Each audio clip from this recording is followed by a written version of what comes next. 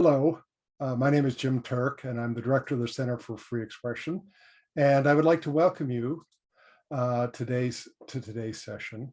I'd like to begin by acknowledging that the land on which I'm speaking to you today is the traditional territory of many nations, including the Mississaugas of the Credit, the Anishinaabe, the Chippewa, the Haudenosaunee, and the Wendat peoples, and is now home to many diverse First Nations, Inuit, and Métis. I also acknowledge that Toronto is covered by Treaty 13 with the Mississaugas of the Credit and the Williams Treaties signed with multiple Mississauga and Chippewa bands. On behalf of this Center for Free Expression at the Creative School at Ryerson University, I want to welcome you to the second in this fall's Center for Free Expression in Conversation series events. It's a series that features prominent guests discussing important issues in the current political moment in which democracy is under threat, public discourse on vital matters is fragmented into self-affirming ideological bubbles when not discouraged altogether, and censorship is increasingly seen as an ally rather than an impediment to social justice. I would like to acknowledge and thank the co-sponsors of today's event, which are the Edmonton Public Library, the Milton, Ontario Public Library, the Thunder Bay Public Library, the Toronto Public Library, and the Vancouver Public Library. We appreciate your support. Our conversation today features Anthony Stewart in conversation with Vershawn Young, discussing the problem of anti-racist discourse in Canada and the United States. I'd like to introduce both of them to you. Anthony Stewart is professor of English literature at Bucknell University in Lewisburg, Pennsylvania. Anthony was born and raised in Canada, has his PhD from Queen's University, and was a full professor of English at Dalhousie University until he left in 2013, forsaking a full-year sabbatical to which he would have been entitled had he stayed. And any of you who are academics know what a significant sacrifice that is. He shares his reflections on leaving Canada and the reasons for it in a book he wrote shortly afterwards titled Visitor, My Life in Canada, writing how Canada for a Black Canadian is, in his words, different from the idealized version of Tim Hortons commercials, Hockey Night in Canada, and countless other imagings. In his earlier book, You Must Be a Basketball Player, Rethinking Integration in the University, Anthony looks at the lack of diversity in Canadian universities. In his other books, he has written about George Orwell, the American writer Percival Everett, and has co-edited Post-Racial America, and it is an interdisciplinary study. Anthony is in the early stages of his next project, which will be a critical reflection on the notions of home, as represented in the writings and work of several African descended writers, some of whom are American and some of whom are not, who write about ideas of home, whether or not they be the United States or elsewhere. Welcome, Anthony. Thank you for having me. In conversation with Anthony is Vershawn Young. Vershawn is a person of many talents. He's a professor of communications, race, gender, literature, writing, and performance at the University of Waterloo, and is the author or co-author of 10 books. The most recent is This Ain't Yesterday's Literacy, Culture and Education After George Floyd. Others include Other People's English, the Rutledge Reader of African American Rhetoric, and Neo-Passing, Performing Identity After Jim Crow. Vershawn is also an actor who regularly tours his one-person show titled after his book-length autobiographical study of Black identity. He has also worked as a high school drama, English, and speech teacher, an elementary school principal, a supervisor of itinerant theater teachers in Los Angeles, and a school board administrator. He taught at the University of Iowa and the University of Kentucky before coming to Canada to teach at Waterloo. Welcome, Vershawn. For today's program, after about 45 to 50 minutes of conversation between Anthony and Vershawn, Vershawn will turn to the audience to bring you into the discussion. As you listen to their conversation, if at any point a question comes to mind that you'd like to ask them, if you look down at the bottom of your screen, you'll see a Q&A button. Just click on that and you can write out your question. So do that as the questions come to mind. You don't have to wait till Ange Holmes, who's the coordinator of the center, turns to the audience and reads questions that have come in. So at any time you have a question, just jot it down on the Q&A tab and it will get addressed when we come to the question period. So now's the time to hear from Anthony and Vershawn. Thank you, Jim. Thank you very much, Jim. And welcome again, Anthony. Thanks for joining us for this conversation. A very timely one, I might add, and an important one about the problem of anti-racist discourse in Canada and the US. I wanted to first ask you very directly, what do you think about this title? Unpack the title for us so our listeners and viewers know what we're talking about today. It's funny you should mention that, because the title can be interpreted a couple of different ways, right? And especially because I live in the States, the problem with anti-racist discourse could easily be sort of a flag for people who were against any form of criticism with respect to race.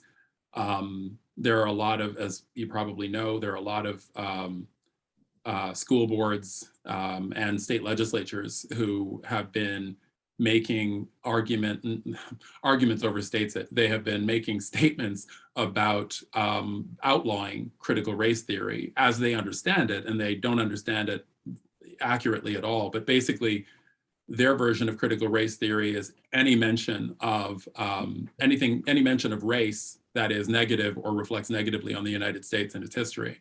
So the problem with anti-racist discourse can sound like that.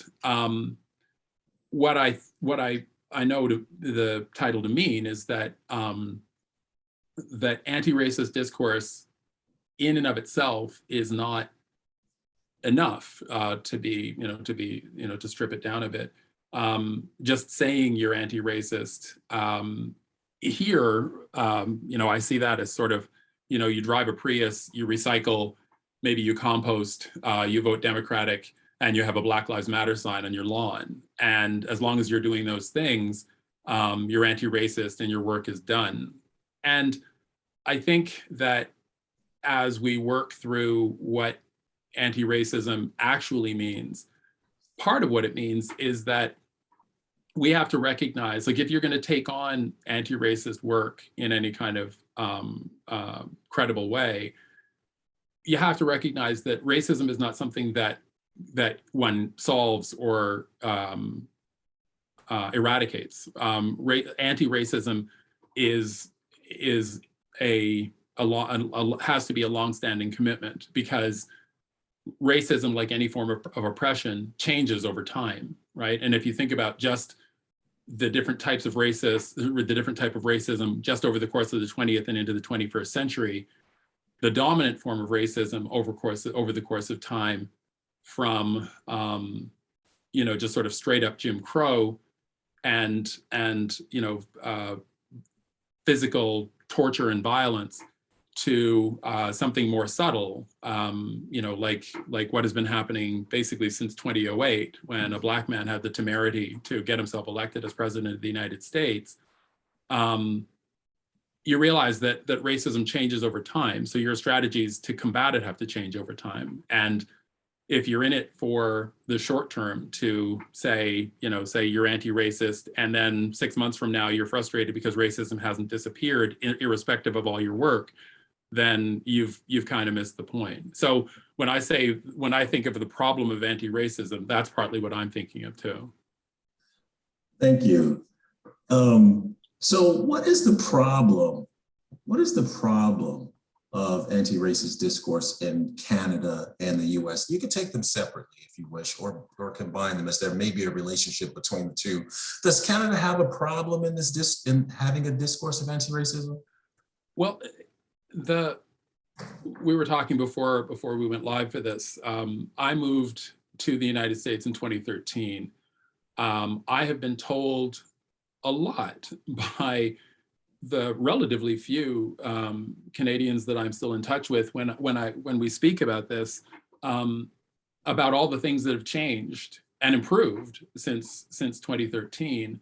And so to hear some people talk, I get the impression that Canada is just unrecognizable now to me, that everybody's talking about, race and Canada's racism problems all the time. My suspicion is that that's not actually true. And so I think the way I approach it, has a lot to do with the way I've always approached this. I mean, I was an adult. I was a full professor and I was born in Canada and grew up in the nation's capital. That's where I was born.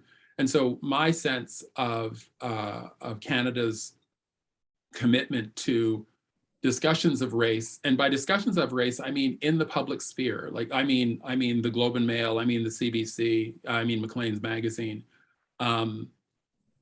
That has not changed or improved. What Canada has always been very good at, and especially those instruments that I just named, what Canada's always been good at has been talking about racism in other countries. And what I say is that the Canadian experience of racism is always kind of another time, another place. It's either, if it happened in Canada, it happened a long time ago, but thankfully we fixed it. And if it happens otherwise, excuse me, it happens somewhere else. And so when Canadians are put in the position to have to confront Canada's own history of white supremacy and Canada's practices of white supremacy in the present day, that part doesn't go very well. Now in the States, by contrast, people talk about these questions a lot, and maybe even, verging on all the time. The difference, or the differences, and I'm presuming wildly in saying that I can sort of sum up the differences between the two.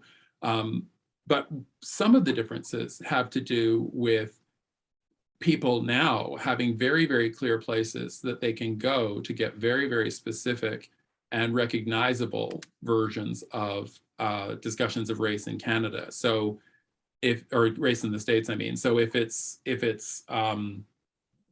obviously Fox News or Breitbart or the One American News Network or Newsmax, your version of how America is doing with respect to race is going to be a lot different from the version that you're going to get on CNN or MSNBC, or through the Washington Post or the New York Times or the Atlantic or the New Yorker. And I think the big problem in the States is that there's the borders between those two versions of America are almost completely impermeable. So I read a lot of really good pieces about race and how race affects the lives of people in the States, through the Times and the other instruments I mentioned.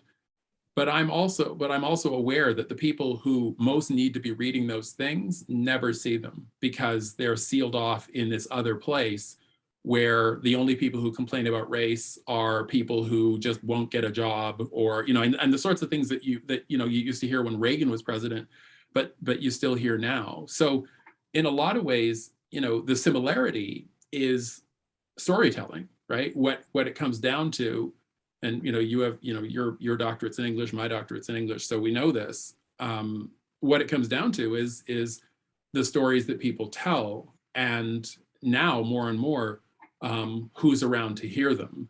And I think more in Canada, the big problem is if your story of Canada does not sync up with the dominant story of Canada, again, the story that the Globe and Maclean's and the CBC tell in English Canada, I have to preface by saying that if your story doesn't sync up with that dominant narrative, good luck to you, because your experience is basically, being told, being corrected from time to time by people who don't experience racial oppression, that your interpretation of racial oppression was wrong or inaccurate, or somebody didn't mean it, or they were just telling a joke.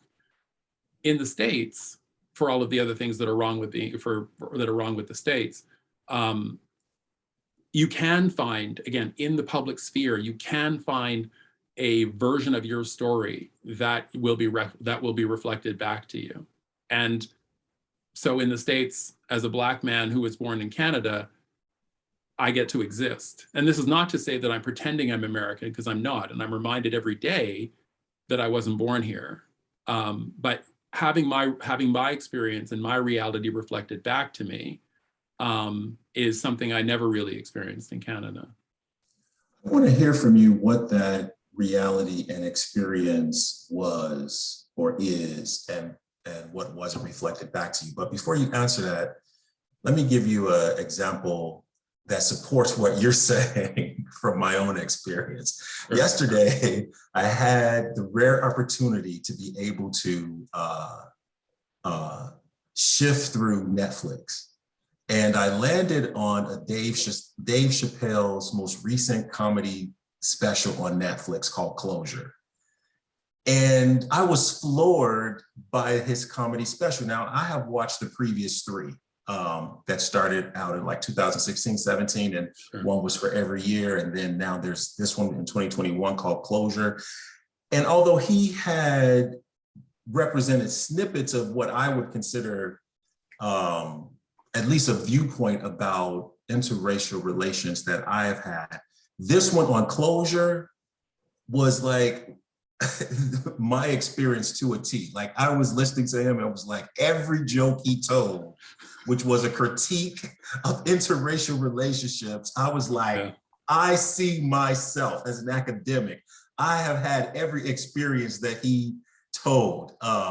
And people, I'm not going into specifics, but I will be writing about that because I think that he's provided a framework and a blueprint to share some things that are not often in the public sphere about interracial relations, but he was able to do that as a comedian. So it supports what you're saying, that in the States, you can seem to find this discourse. What was your experience or is, and as it relates to this anti-racist discourse in Canada? I mean, the main thing, and I mean, it's useful that you brought up Chappelle. The main thing is that in Canada, I mean, I'm an academic. Most of the people I know, for better and for worse, are academics. If we believe, as we keep being told we should believe, that you can educate racism out of people, I shouldn't know any bigots at all, right? The people I know are unrepresentatively educated in any culture that you can name. And so the sorts of things that I would see and hear, I think can be summed up in two simple ways. One is my experience of the amount of time I spent effectively having to explain to people that this, that, or the other thing was an expression of like, let's call it racial preference, racism, white supremacy, however you want to frame it. And I spent a lot of time being told, again, by exclusively white colleagues in the department that I was in for almost the entire time, like for most of the time I was there, that I was misunderstanding what was happening. So in other words, I was being told by people who didn't experience these things that I was misunderstanding what I was experiencing. Now,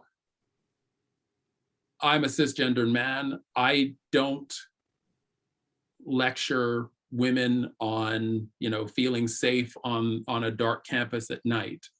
If anything, I'm a 6'6" tall, I'm a 6'6" tall Black man. If anything, I'm part of the reason that that women feel unsafe on college campuses at night because of the way I look, irrespective of what I say or do or intend. And the second thing is, directly related to the notion of intention. I don't live in a world of people's intentions. I live in a world of people's effects. When you look around at hiring practices, when you look around at who become administrators on college campuses, specifically in Canada, if you look at in the first book, in the basketball player book, what I refer to as the layers of authority, expertise, and influence in Canada, I do not see myself reflected back to me. The remarkable thing about living in the States, again, for all of the problems that the States has, is that I see prominent Black people in positions of political power, symbolic power. We can argue all we like about the makeup of the Supreme Court, but the great Thurgood Marshall was, I'm leaving Clarence Thomas aside for the moment, the great Thurgood Marshall was nominated to the Supreme Court in 1967, if I remember correctly, by a Texan, right, by a white Southerner. And when Marshall announced that he was going to resign, it was George H.W. Bush who was president at the time, and this is a version of events that Jeffrey Toobin tells in his book, The Nine, and this is back when we could, use Jeffrey Toobin's name and not smirk prurently. But when what Toobin says is that George H.W. Bush, another Texan, depending on how you see his relation to Texas, I guess. But he understood that he did not want the Supreme Court to revert to an all-white institution again. This is George H.W. Bush, right? This is not somebody who's known for his progressive views on race. And yet, because he lives in the United States and because of the precedent of Thurgood Marshall, he could see the institution that way. And so his problem was he wanted somebody who wasn't white, and he wanted somebody who was going to be a reliable conservative vote. Again, this is Toobin's version of events. It just happens to coincide with my own. And so, he ends up going with Thomas, who is 43 when he is nominated to the court, right? Right now, Thomas is in the process of becoming the longest serving justice in the history of that institution. Now, I understand that very recently, somebody who isn't white has been nominated to the Supreme Court of Canada for the first time. I don't know how that was rolled out or how that played, but I think we're at a point now, and this is where I'll leave this. I think we're at a point now where firsts are no longer to be celebrated. Firsts should be sources of embarrassment. So there's a point that was made in Jim's introduction of you that I'd like to sort of slow down on. You got your PhD from Queens in Canada. Mm-hmm. You got your first academic job in an English department at Dalhousie University mm-hmm. in Canada. You were there for 17 years. Yeah. You got tenure, you were promoted, and you were, when you left Dalhousie for the States, you were coming up for a one-year sabbatical, which is the creme de la creme for academics. I mean, academics yes, understand that a one-year sabbatical is, as you say, when you write about it in your book, Visitor, that's as good as you get. And many people think that being an academic, being a university professor, is a pretty nice job. How do you, part A of this question is, tell us specifically why you left and how that's related to the problem of anti-racist discourse in Canada. And B, how do you respond to people who might say, well, wasn't that your move a little bit premature? Isn't it, in fact, that you gave up something that was far better in Canada for the racist culture worse, racist, more of a racist culture in the US? How do you respond to both parts of those? I mean, with respect to the first part, I mean, they're tied together here, and then I'll go back to the specifics. I gave a talk at a conference, I think, right, like maybe in the summer before I moved. So as I'm giving the talk, everybody in the room knows that I am leaving a Canadian school and moving to an American school. And I got asked some kind of question that was similar in some ways to what you just asked me. And what I said was, more or less, was up until now, the people I work with, the students I teach, the administrators who I interact with, all of those people can say, well, it can't be that bad in terms of what Anthony's complaining about because he still works here. And they can't say that anymore. The related point is, it is a great job. I mean, you know, I did a lot of talks and interviews and things when the Basketball Player book came out, and I gave a talk at CAUT, so Jim was there.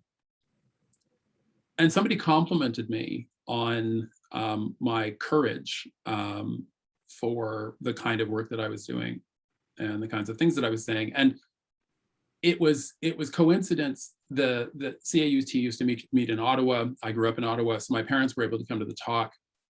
And my father, whom we lost in 2017, but my father was there.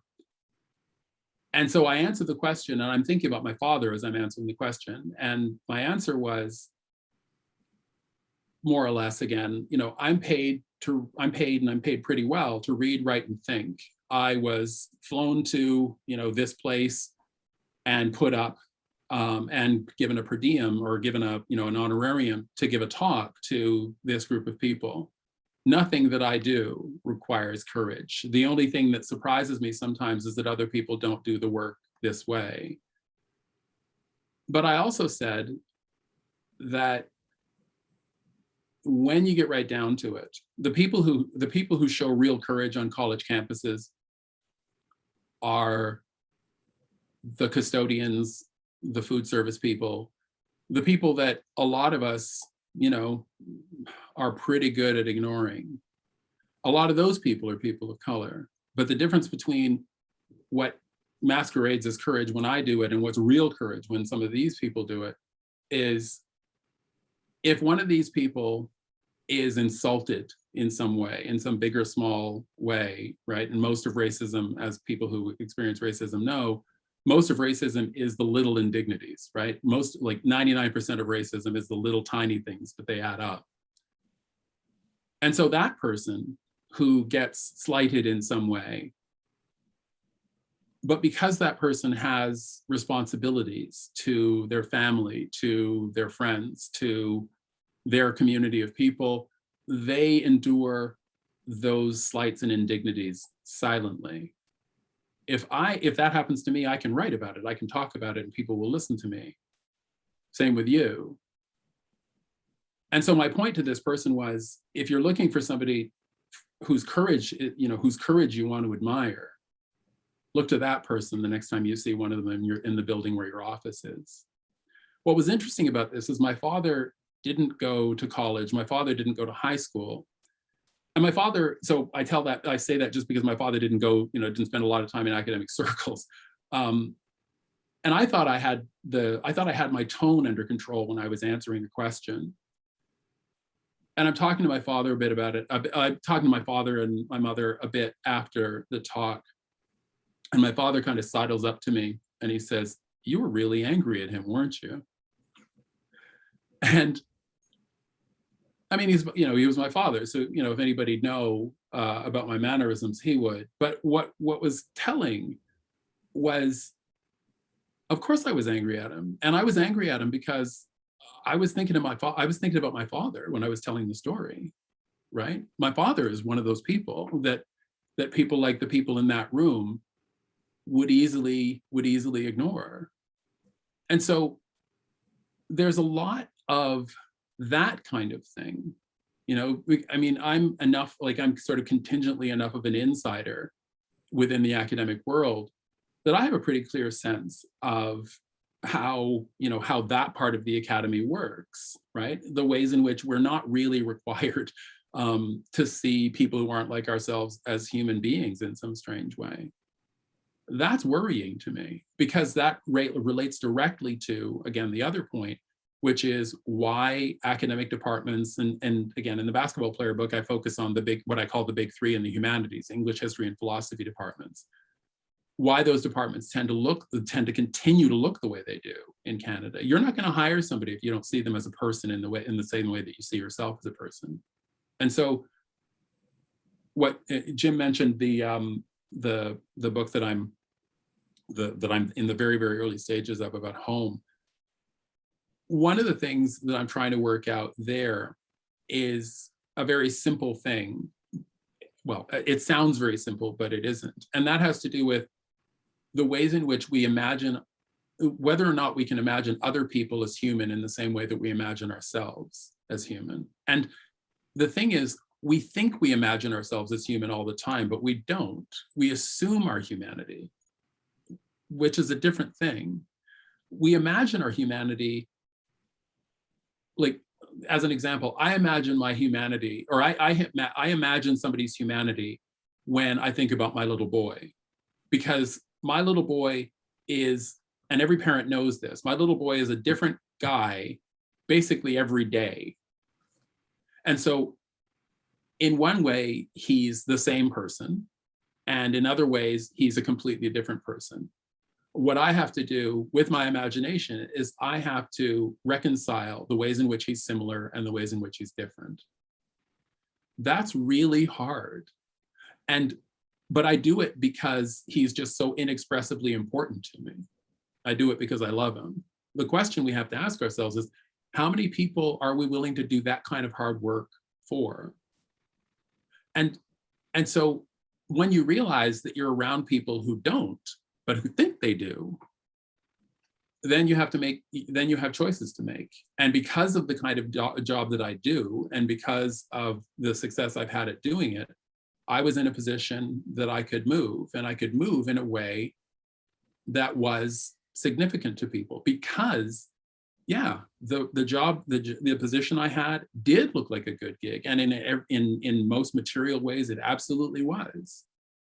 But I can't be held prisoner to my job because of all these, because it's a good job, when all these other things are going on. At that point, I can't sleep at night. At that point, I start to cringe every time I see a reflection of myself in the mirror, and I can't live that way.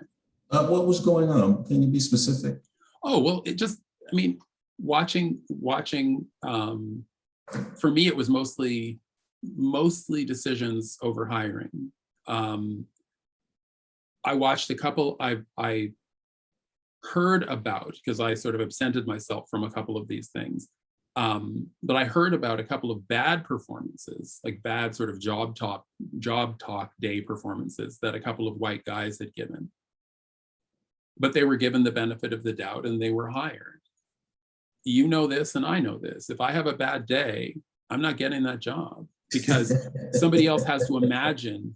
No, or the benefit of the doubt, or the benefit of the doubt. That's the thing. No, or you're not getting the job, but the first thing, you're not giving the benefit of the doubt. But because I don't get the benefit of the doubt, I'm not getting that job, right?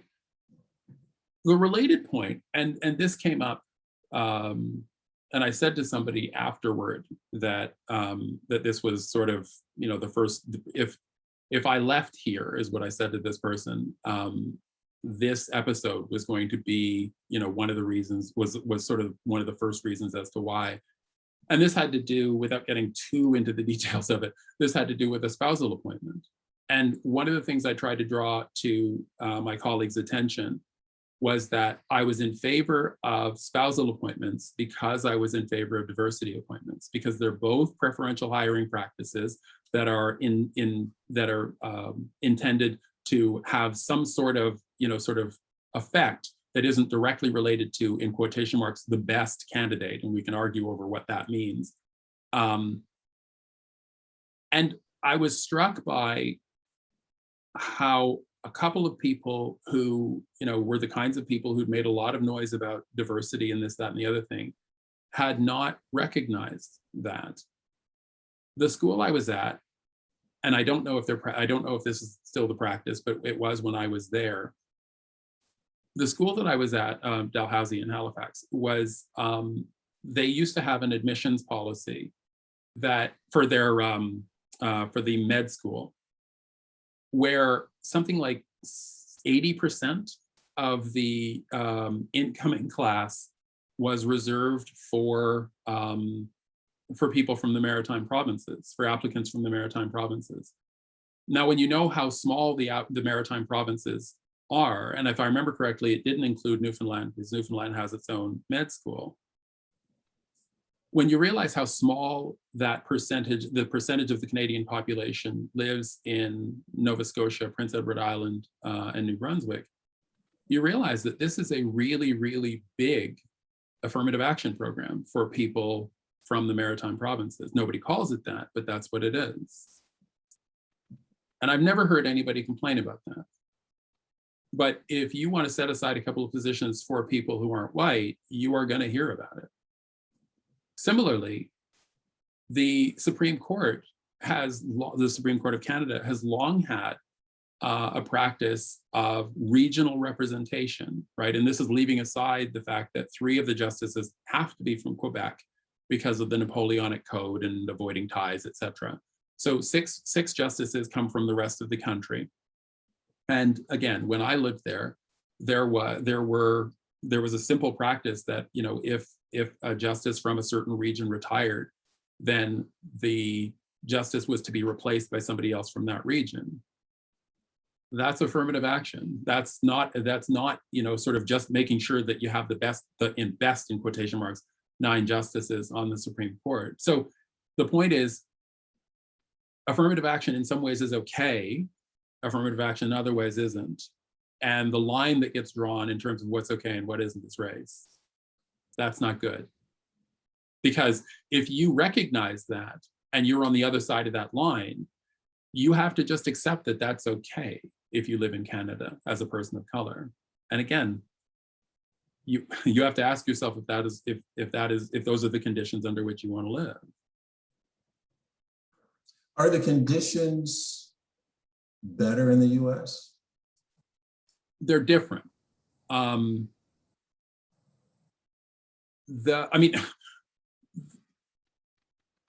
The one thing, again, there are a couple of different ways of answering the question. Because there is so much, because race is sort of really central to American life, right? People refer to slavery as America's original sin. And, I've heard Republicans say that, right? In the next sentence, they talk about, we had a Black president and so we've solved it. But, and I mean, you're American, so you know this, but because of that, because of the, sort of the DNA quality of not only race, but sort of an ongoing discussion and consideration and negotiation about issues of race in the States, it's difficult to be blithely ignorant. It's easy to be deliberately ignorant, and there are enough people around to prove that point. But it is difficult to be blithely ignorant. It is easy to be blithely ignorant in Canada on matters of race. It just is. And you don't have to, it doesn't matter whether you didn't finish high school or you have, the 3 university degrees that you and I both have. It doesn't matter. You can be blithely ignorant about race in Canada and get away with it and not be embarrassed by it. If you're a bigot in the States, and maybe it's not something to be proud of necessarily, but if you're a bigot in the States, you have to mean it. It has to be a commitment. Whereas you can be a bigot in Canada and never have to answer for it. That is my experience 100% being in Canada, 100%. People, I often call it cultivating a willful ignorance, because because even though there's if I'm understanding you correctly, there's a lack of a fulsome discourse, or a lack of a commitment to a fulsome discourse of anti-racism, particularly anti-Black racism in Canada. Even if that's a fact, you cannot ignore the media that comes from at least the US into Canada, and there's a lot of it that Canadians consume. I can consume a lot of US media, and it's unavoidable. And the discourse that is at least bubbling up in Canada, there is no reason that someone can claim ignorance to systemic or institutional racism, and yet many Canadians do, yet and still. What's your thought on that? Well, I mean, we talked about this a bit before. One of the ways that affects it, that this sort of, again, willed ignorance manifests itself specifically among Black people has to do with, on some level, has to do with where people are born, right? A lot of the people, certainly a lot of the Black academics I know who work at Canadian schools were not born in Canada. And so their relationship to Canada is like my relationship to the United States, right? I don't mind being seen as a visitor in the United States, because in some sort of metaphysical sense, I kind of am, because I wasn't born here and I didn't grow up here. I'm not American. I don't have citizenship yet and all that other stuff. So I don't have any claim to be offended or upset about being characterized or being treated as a visitor here. You know, I can't vote, chief among them. But I'll be damned if I should have to accept being treated like a visitor in the country of my birth. And that manifests itself in all of those ways that, as I mentioned before, that my experience is not reflected back to me by the culture, right? When people talk about, and to the extent people talk about Canada outside of Canada, it's, again, as I said, Hockey Night in Canada, Tim Hortons, and people being nice, right? Right. And I think I would make an argument that there's a difference between being polite and being nice. Being polite is kind of you can be polite almost by accident. You can be polite by reflex. Being nice is a commitment. I meet a lot more nice people in the States, I think, in proportion. I live in a small town in central Pennsylvania. If I say a small town in central Pennsylvania, a lot of our Canadian listeners have a very specific and really specific sort of image of what that would mean, right? Jim Carville, who was Bill Clinton, one of Bill Clinton's advisors, characterized Pennsylvania as Philadelphia on one side, Philadelphia on one side, Pittsburgh on the other side, and Alabama in the middle. And there's something to be said for that. I mean, I've met people from places like Louisiana who have told me that they've seen more Confederate battle flags in the area around where I live than they've seen in Louisiana. And on some level, it's because if you're going to put up a Confederate battle flag in Louisiana, you better mean it. And in a way, it's similarly here. You can have people. I mean, I had a student years ago, a graduate student, say that he didn't recognize, he didn't know what the Confederate battle flag symbolized. He's a Canadian kid who said that he didn't recognize it and didn't know what it meant. I didn't believe him, but he could say that because in Canada you can say that kind of thing. I want to ask you a couple questions from your book before we turn to questions from the audience. Your book that Jim mentioned is Visitor, My Life in Canada, which was published by Fernwood Press. And what year did it come out? 2014. 2014. Here's what you write. I'm going to read you two quotes. I'd like you to respond to them. Mm-hmm. You write on page 13, I have come to believe that there is little in Canada's national culture to suggest that it is willing to ask the sorts of difficult questions that will be needed if it wants its claims of multiculturalism to be anything more than empty words to its Black citizens. What did you mean? It's very clear. It's very clear. I'm just unpacking. I mean, cultures are collections of practices, right? Collections of practices and individuals collections of practices and decisions made by individuals. And so the culture that is, again, the dominant sort of English language culture in Canada is effectively purports that across all of the societies that the human species has ever organized itself in, the only one that doesn't have any problems with race is Canada. It's a ridiculous thing it's a ridiculous claim to make.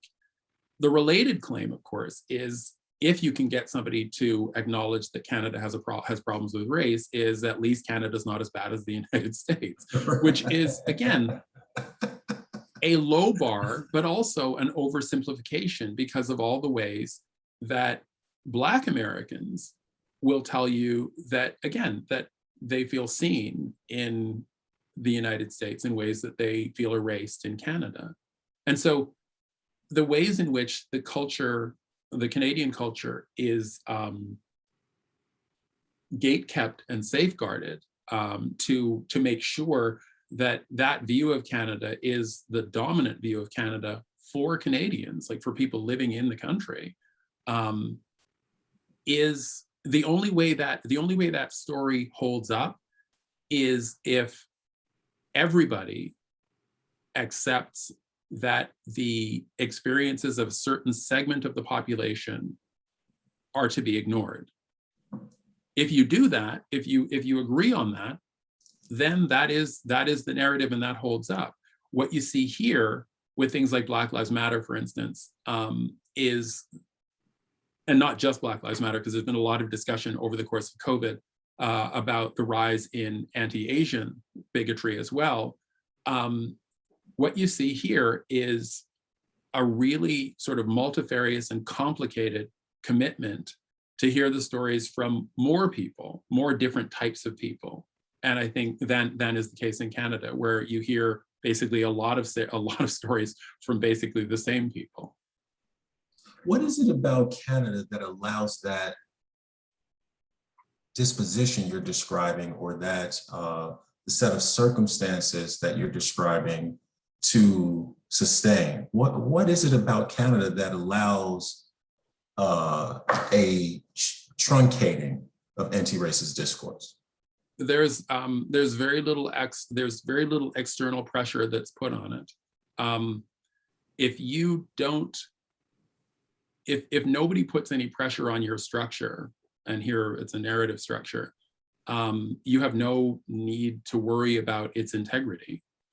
To put it another way, you don't hear very much about Canada if you don't live in Canada, right? I live in the country next door, and again, I was born in Canada.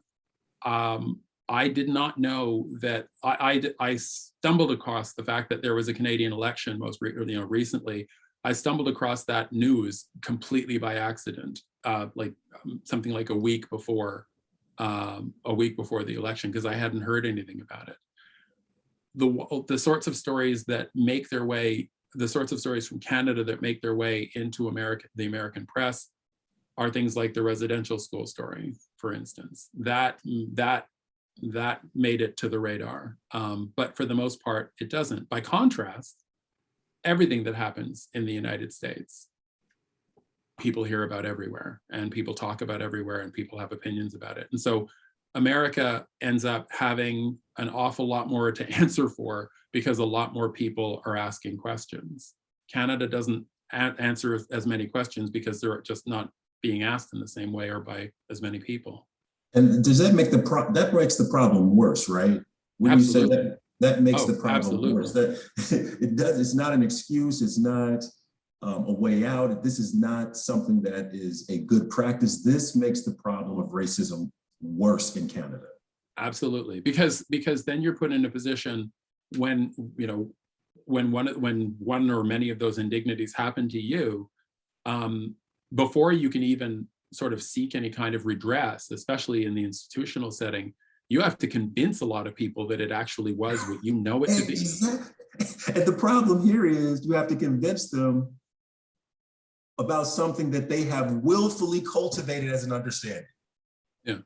So it's, I mean, and you worry about your sanity, right? You worry about, like, people talk about gaslighting, and this is what that is.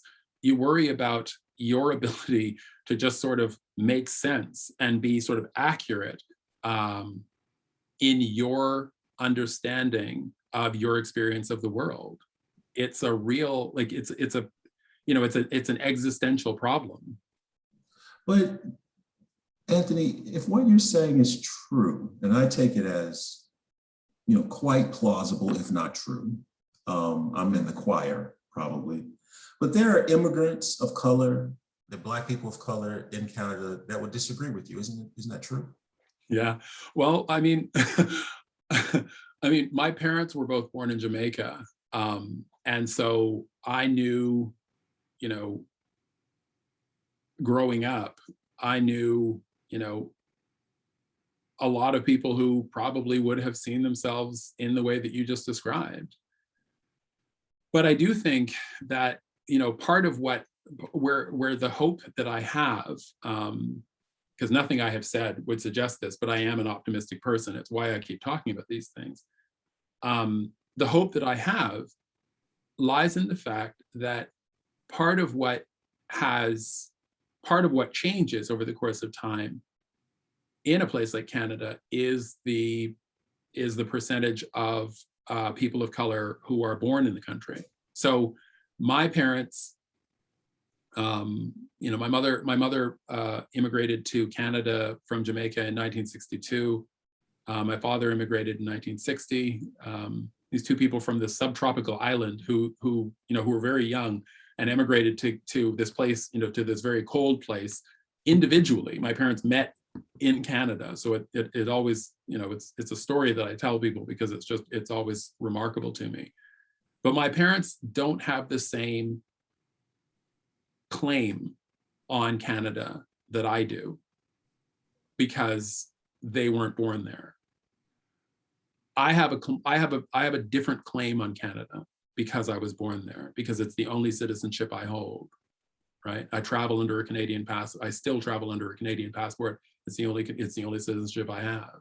And so I don't feel that I am stepping out of any kind of reasonable set of expectations by saying the sorts of things, by sort of issuing the critique about Canada that I have. It's just that my critique, I think, is unusual on some level because it comes from a Black person who was born there. I tell people all the time that I correct people whenever somebody characterizes me as Canadian. And I tell them I was born in Canada. I'm not Canadian, because I never felt Canadian a day in my life. I live here. I'm not American because I'm not an American citizen, but I do have my experience reflected back to me here, or some version of my experience reflected back to me here. And the reason why you never felt Canadian is what? Because the experience of when, in the simplest terms, when you picture a Canadian citizen, you don't picture me. And there's nothing in the culture that encourages you to picture me. And does that add to the experience of what I would call, you had used a term earlier, I think it was human or human equality. It was something like that. Does not being able to recognize you as Canadian or having that cultural image add to the feelings of alienation or Sure. dismissal or non-inclusiveness? Absolutely. I mean, it was the idea of imagining other people as human in the way that you imagine yourself. I need a much more sort of pithy way of saying that. But in the simplest terms,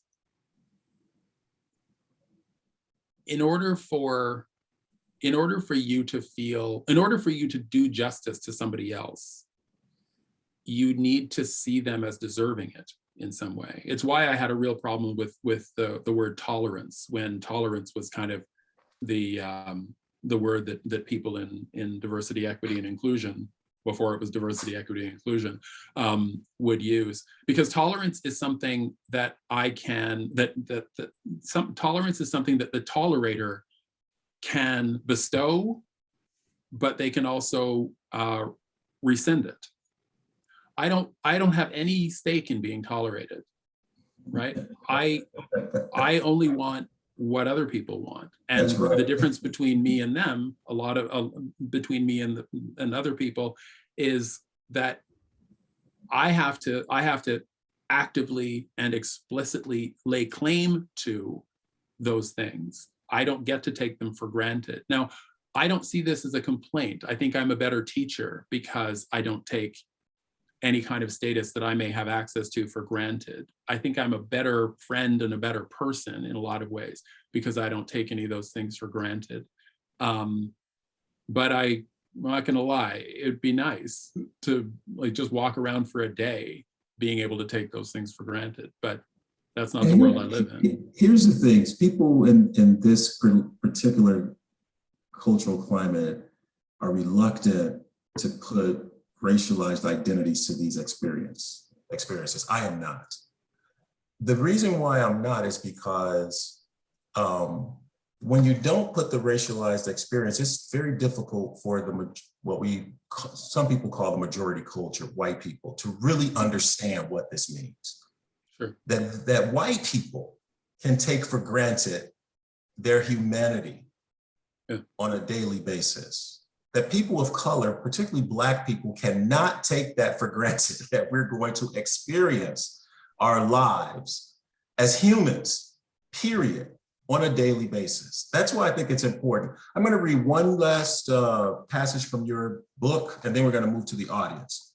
Sure. But I didn't want to move to the audience without this, because this somehow, I think, rounds out what you're saying. You write on page 18, I perhaps stubbornly, perhaps stupidly, insist that the move to a more engaged Canada on issues of race and racism is analogous to the stages by which one learns a new language. First, we learn the basic vocabulary and grammar rules.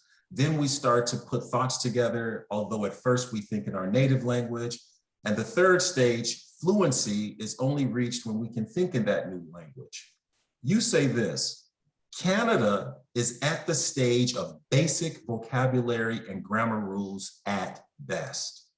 There are occasional representations or pronouncements of the importance of diversity by corporations, universities, and politicians in newspapers and magazines and on websites, but Canada will not progress towards fluency in the language of race and racism if, as a nation, there is no will to learn.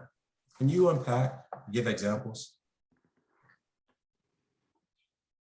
Giving examples is tricky, especially, because I was thinking of the Globe and Mail example for one. Oh, well, yeah, that'll do. That'll do. Thank you.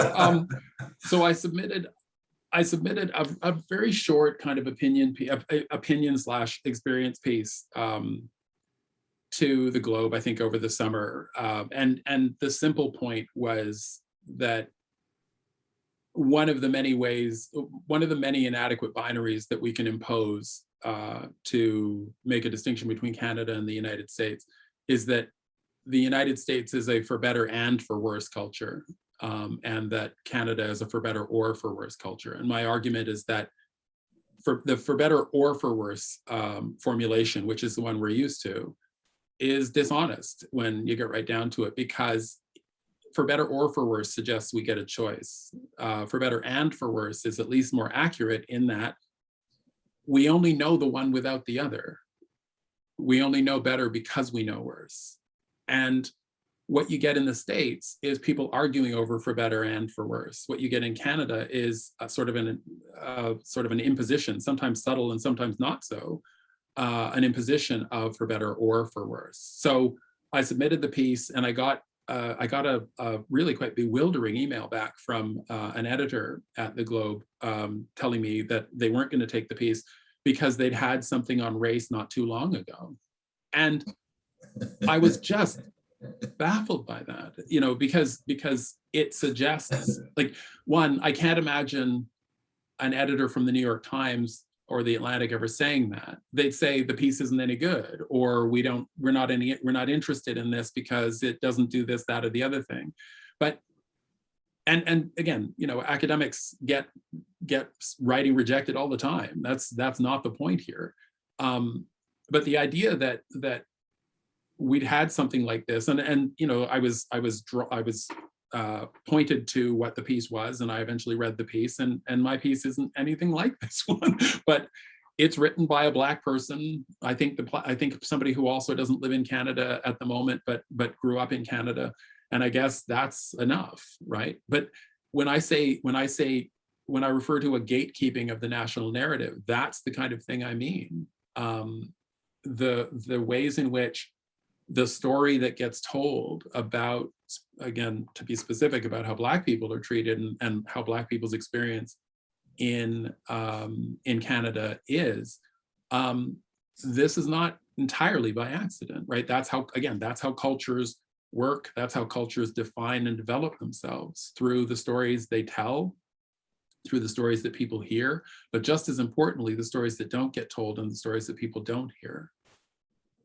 That's right. And just because those stories are not told and we don't hear them in Canada does not alleviate people from the responsibility to pursue anti-racism. And it doesn't mean they don't exist. Absolutely. Because if you get to a point where, again, in the public sphere, there is even a sort of a sense of a critical mass of people who are willing to do the anti-racist work, who are willing to make, you know, who are willing to sort of draw attention to the problematic thing that got said in the department meeting.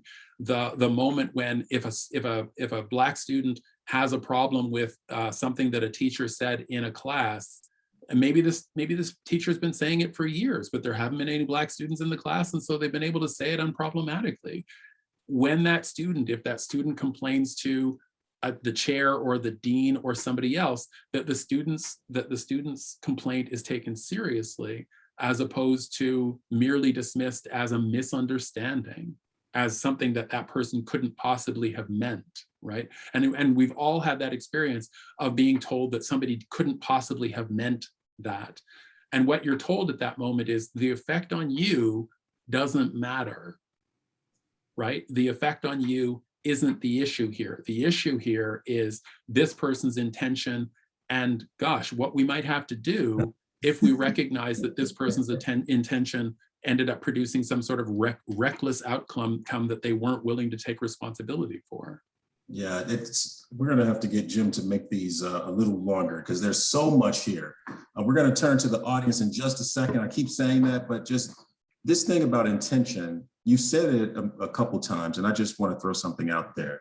Mm-hmm. Intention, you know, some racists will say, or not, people who would consider themselves non-racist but do something racist that someone calls to their attention, they will say, it wasn't my intention, as if that will absolve them. What they're, in my mind, because I have a legal background and legal training, in my mind, they're equating racism with specific intent crimes, what we call specific intent crimes in the US. Right. That you need to have a mens rea, a thought. You need to have formed a idea and premeditated it in order for your crime to reach that bar, right? You need to have a mens rea and an actus reus, your act. And so they make racism, microaggressions, and racist actions a specific intent crime where the only person who knows what their intent was is in their head. Yeah. So I think we need to dispel that and show that racism is a general intent issue. The act itself is enough. It doesn't matter what your intention is. Absolutely. Harm was done, right? And so therefore you have to account for that, not what your intention was. It doesn't matter whether you had the mens rea, although, you know, ignorance, I would think, could step in for mens rea because you should know. You should have known is a construct, right? It's an objective standard. You should have known. Right. At any rate, Ange, we're ready for questions from the audience. Okay, the first question is from Husnia, and they ask, what would a Canada that you see yourself in look like? What commitments to anti-racism would help Canadian society get there? I think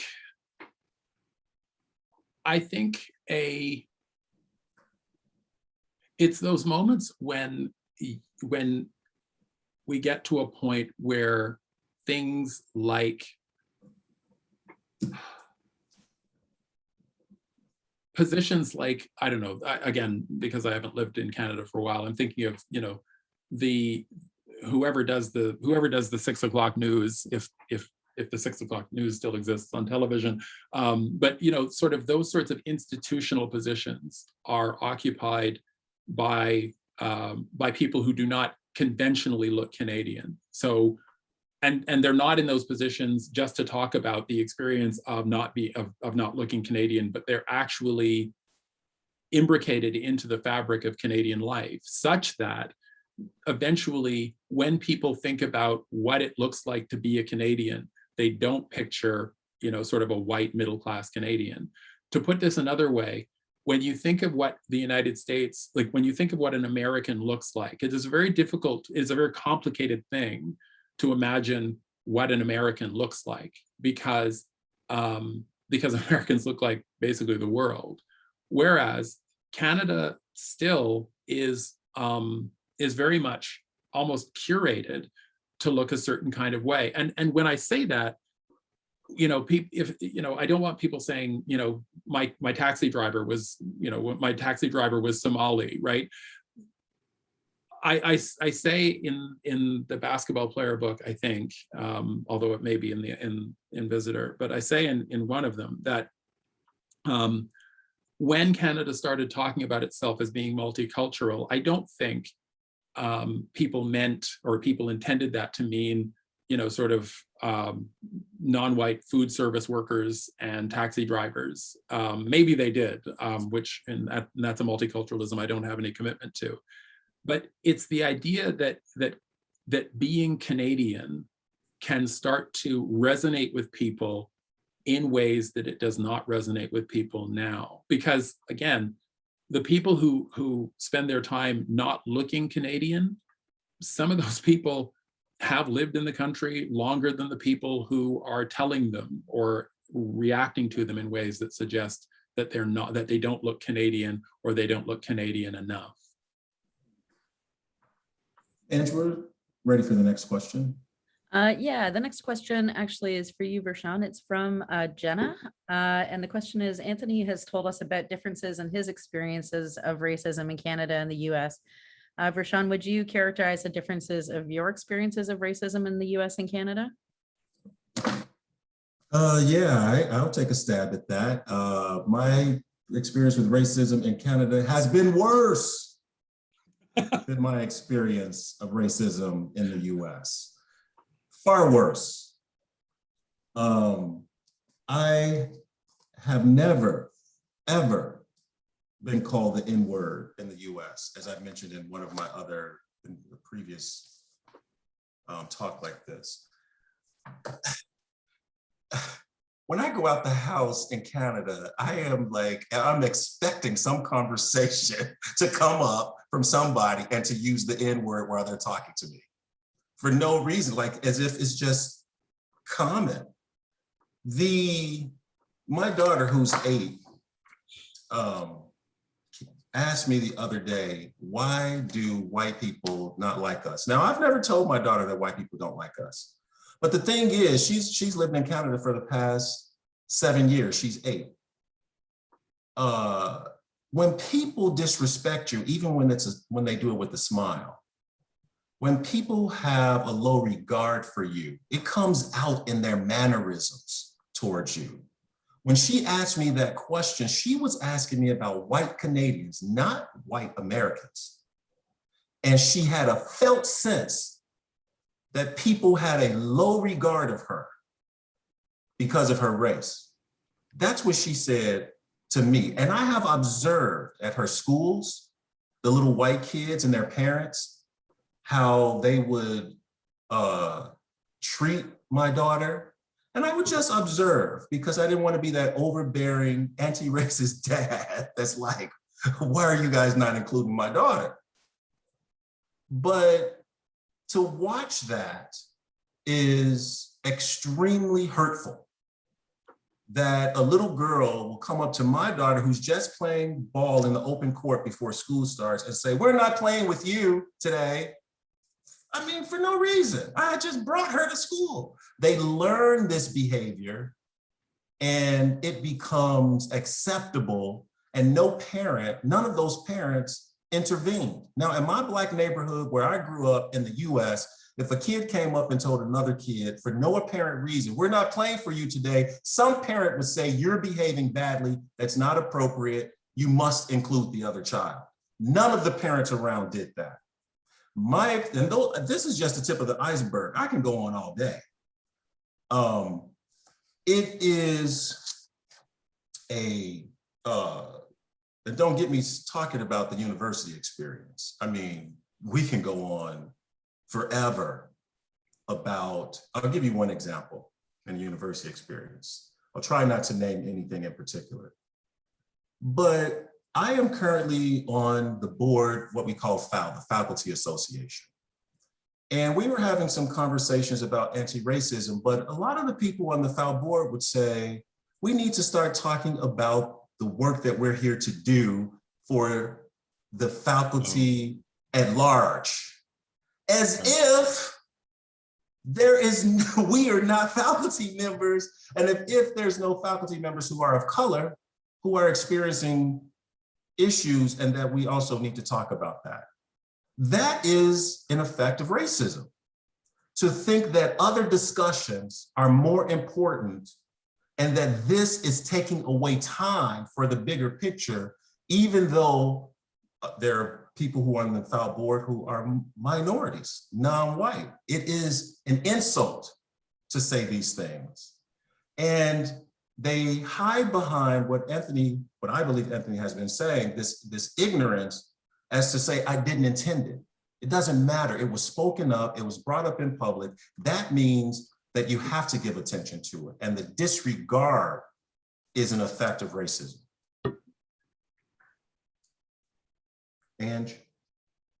Yeah, the next question from an attendee, they ask, to address changes in academia, can aggressive changes to address racial inequities, for example, to increase diverse hiring, curriculum, admissions, etc., be successful enough? Or should we be calling for an all-out anti-racist revolution? Well, I mean, universities are not known for their ability to change quickly. And so, I mean, I can imagine a university that that did that, and then basically that school would have to be, you know, turning people away, because part of my frustration is that any school right now could be the first school to mean what it says on issues of an anti-racism commitment. Any school could be the first school to do that. And then everybody'd know who it was. Everybody'd sort of sit around sort of cautiously to see if it was going to work. And then maybe then they'd start to sort of, you know, adopt some of the things that that other school was doing, not really meaning it, but you know, trying to do something. All of this changes based on two things: commitment and will. And while I can distill all of this to two words, they're two really important words, because people can people can fake commitment and they can fake will. And the problem with the problem with an anti-racist commitment that is a mile wide and an inch deep is that it is easy to abandon when the going gets even slightly tough. And so, you know, the anti-racist revolution that this person's envisaging, it is probably what schools need. but I don't expect that to happen. And so while we're not there, it's like anything with politics, right? Do we sort of, are we okay with incremental stuff? And then one day we sort of look around and we see that the revolution has happened, or do we tear it down and start over? Too many people have too much at stake to tear it down and start over. And so in the short term, it means trying to get to a place that's better than the place is now. But in order to get to that better place, we have to acknowledge there's a problem. And in some cases, it's hard just to get people to acknowledge there's a problem. I agree with that. And I believe, I totally agree with you as well when you say that students would be lined up at the door at that revolutionary institution. And faculty, right? And faculty applying for jobs.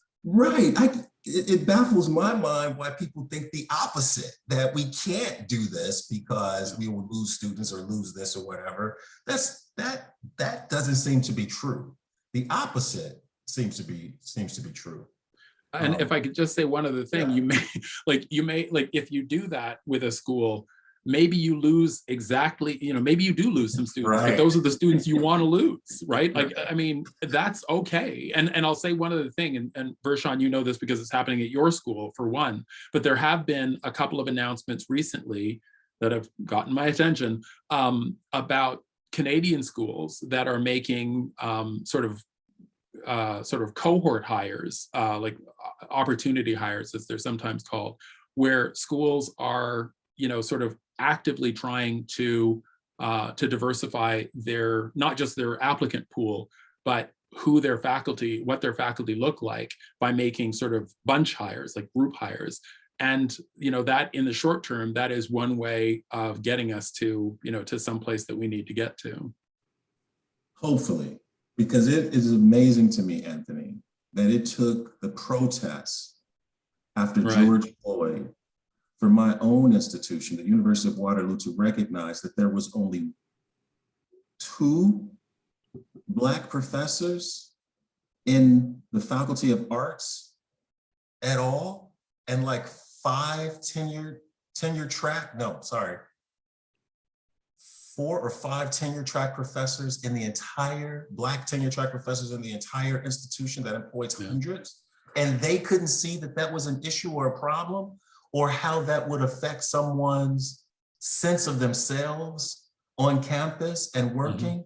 It's unreal. It really is unreal.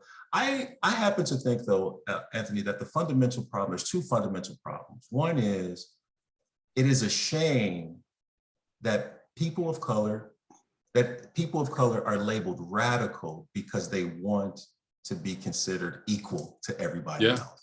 That equality, asking for equality is a radical thing. That it shouldn't be. Asking for equality should be the baseline. Right. I mean, that it should just be, if there's anything that happens that makes people feel less than human, or people aren't regarded fully as human, and I'm thinking about things like excessive force of the police towards other people that comes from seeing people as less than human or not regarding their humanity, keeping people in low-wage jobs and positions, but yet claiming that your place is diverse because you have a class of workers who are cleaning the floors. That's a lack of humanity.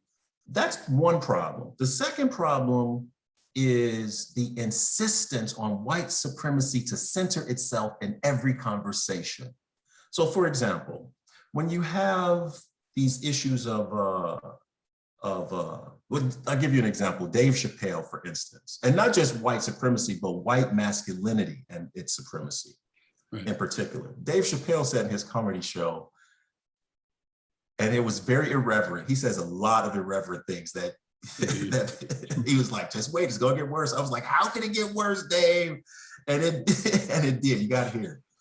But he said that Caitlyn Jenner, who was Bruce Jenner, won Woman of the Year. Woman of the Year. Her first year being a woman. And he says, she never had a period. She never experienced what a biological woman, like from birth, would experience, and yet she won Woman of the Year.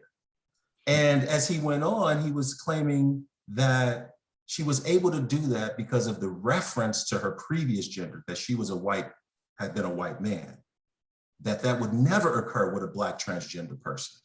We have a lot of Black transgender people in the media. RuPaul, for instance, there's some other prominent actors right now, particularly in the US, and they have not won Woman of the Year, and even some of them doing quite a bit of work, that it was white supremacy inserting itself into these issues again, particularly masculinity in some ways, in order to center itself in women's issues and other issues. It keeps, like this thing that you brought out before about these school districts having these issues with critical race theory, and they're saying, I don't want my children to feel guilty. They are recentering themselves. They are recentering whiteness in conversations about critical race theory that's going to help society become more informed. Like, how is education ever a bad thing? Because it makes white children feel guilty. But here's the thing about guilt. Guilt, I read somewhere, and I agree, keeps people from killing each other.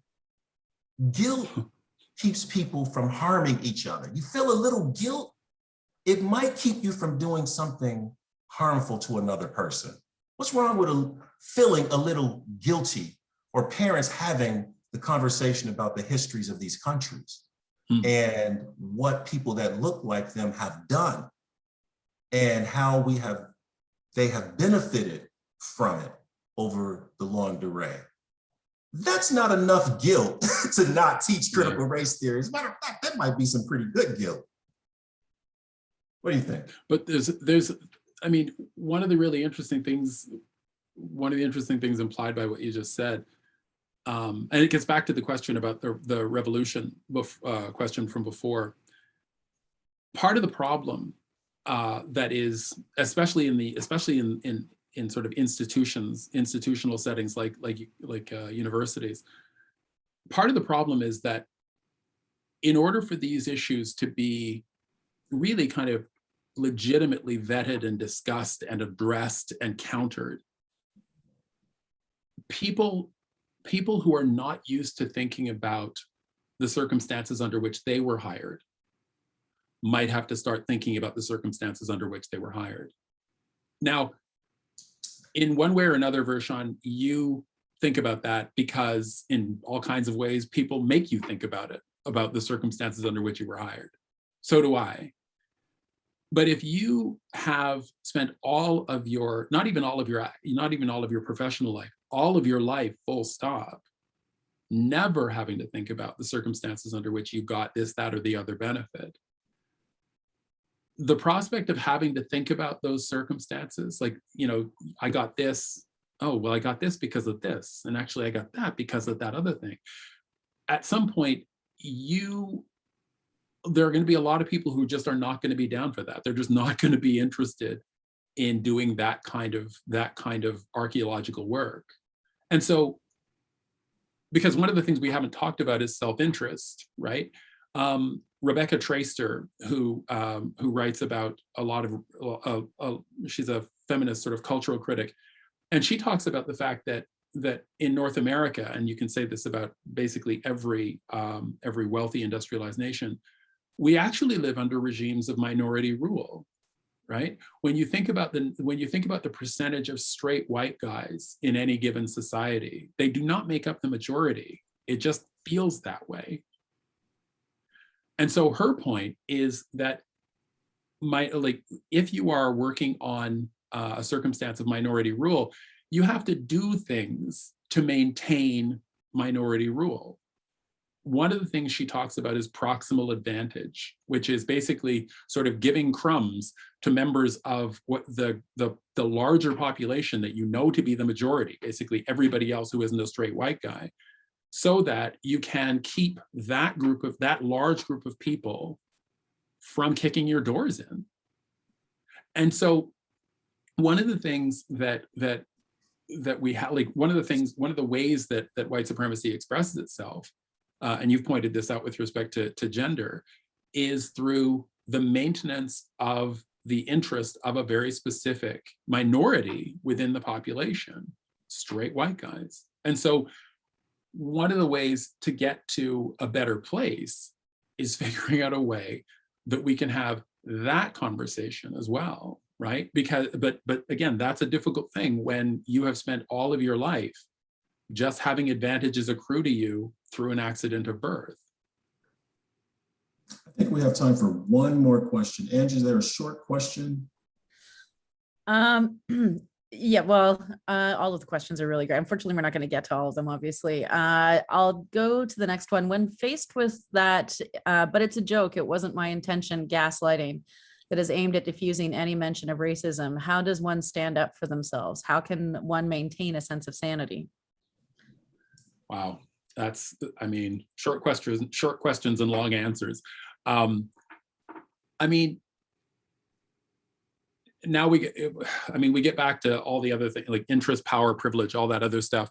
It is really tricky for a person in a position, in a vulnerable position, to stand up for themselves. And I'm really hesitant or careful when I talk about this, because I don't want to put anybody in a position to feel badly for that moment when they didn't say something.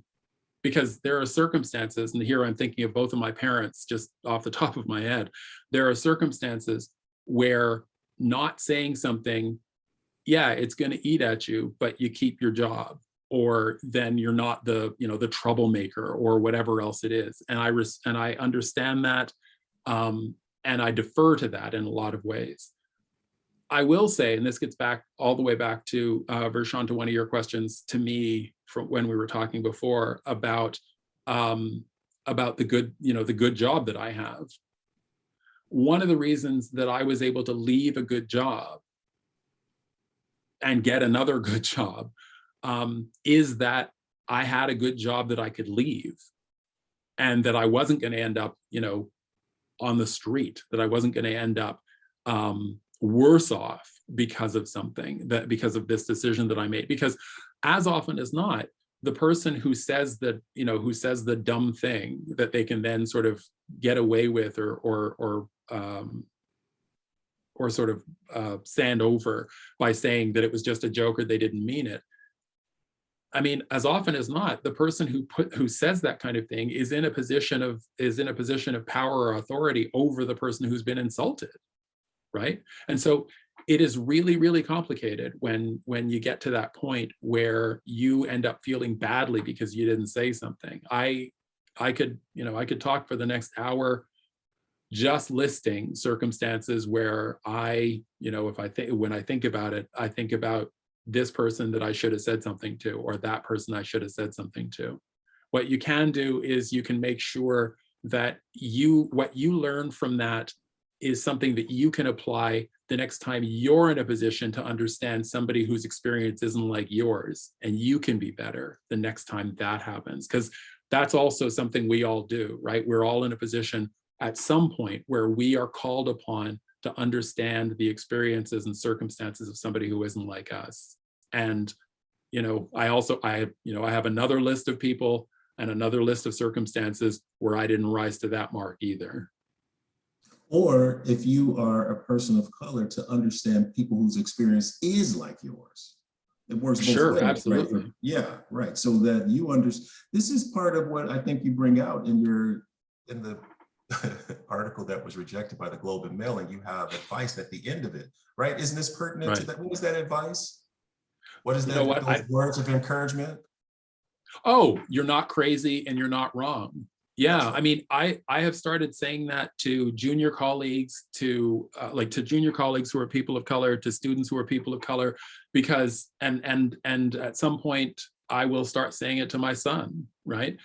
Because as much as anything else, one way that the gaslighting is countered is through people in positions of authority who have similar experiences or who understand the experiences of the vulnerable people who are being gaslit. And then sometimes I've had people cry when I've said that to them.